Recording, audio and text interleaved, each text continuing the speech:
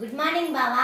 Good morning Anitha. ఏం చేస్తున్నావు? పొద్దునే లేచినావా? ఈ రోజు 5 గంటలకు లేచిన నేను. అవునా? ఏం చేస్తున్నావు 5 గంటలకు లేచి? పిండి జల్లెడ పడుతున్నా, ఎందుకంటే కొన్ని పిండి వంటలు చేయాలి కదా ఈ రోజు. నైవేద్యానికా? ఇస్తున్నాం కదా మనము. అందుకే కొన్ని పిండి వంటలు చేయాలి. ఇగో చపాతీ పిండి ఇసుకు పెట్టిన. పూరి పిండి అంతా? ఆశీర్వాద్. అదే పూరి పిండి.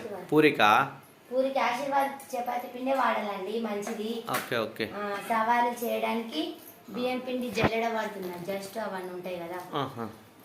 ఇంట్లో నువ్వులు, కరివేపాకు, కొత్తిమీర, వామ, జీలకర్ర, కారం, ఉప్పు, అల్లం వెల్లిగడ్డ, నూనె, పసుపు అన్నీ వేసి మంచిగా కలిపినాక కొన్ని ఐటమ్స్ కొన్ని చేసి పెట్టాలి. పిండి వంటలు కొన్ని మురుకులు అవన్నీ కలుపుతా కొన్ని పంతులు వచ్చే వారికి చేసి పెడితే పంతులు వచ్చినాక మనం బియ్యం ఇచ్చేసినాక తర్వాత వంట చేసుకోవచ్చు అనేసి తొందరగా లేచిన. మంచి పని చేసినావు. మా ఆయన లేచే దూరణాలు అవన్నీ కట్టిండండి. చూపిస్తున్న దూరణాలు మార్నింగ్ లేచి దూరణాలు కట్టిండు. మేము అన్ని చేస్తాం అన్నమాట. బియ్యం ఇస్తే మామిడి కొమ్మలు, తోరణాలు, దేవుడి గదికి దేవుడు మార్నింగ్. ఈ రోజు ఇద్దరం 5 గంటలకు లేచినాం. Full busy. మా ఇంట్లో పంతులకి బియ్యం ఇస్తే ఇవన్నీ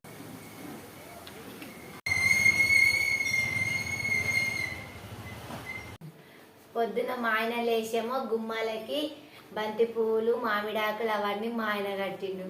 ఇంకా మనం ఏం చేస్తామండి, ఇంట్లో పని, బయట పని, వంట పని మనం చూసుకోవాలి. మా ఆయన అయితే నాకు చాలా హెల్ప్ చేస్తాడు జరా. ఎందుకంటే పని ఉన్నప్పుడు కంపల్సరీ హెల్ప్ చేయాలి ఒకరికొకరు.